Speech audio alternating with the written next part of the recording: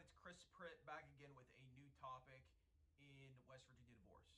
Today, we're going to be continuing with our review of the alimony factors that are going to be considered in the event that somebody is requesting alimony in a West Virginia court.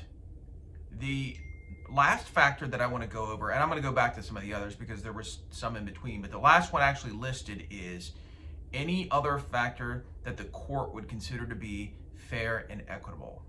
So this is kind of a catch-all so that the court can pretty much factor in anything they might think is important that necessarily falls outside of one of the other factors. There are certain factors that a court can consider that don't necessarily fall within the other 19 factors that are listed.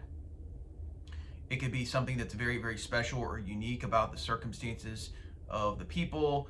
It could be that the court wants to weigh the other factors in different ways.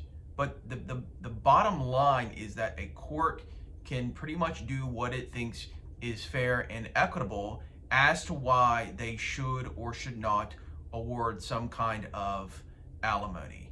And by way of example, let's say that the court is going to look at, let's say that early on in the marriage, one person or the other was producing a lot of income, and later on, one of the people was not producing as much income. That doesn't clearly fall within one of the other factors. Let's say that somebody is going to be getting a large inheritance of some sort, okay? I mean, maybe the court wants to consider that one way or the other as to whether somebody should be awarded some sort of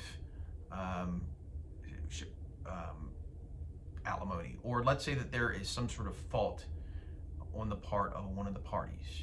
Now, the court can generally do what they want. I mean, and that's the reason oftentimes it's very risky when you go into court when it comes to these alimony factors, because you don't know what a judge is going to decide or how they are going to weigh the alimony factors. You could have two different judges that are going to completely weigh the alimony factors in different ways. I've had some judges that say that one of the primary considerations is a person's ability to pay, and I've seen other judges that do not weigh that as much.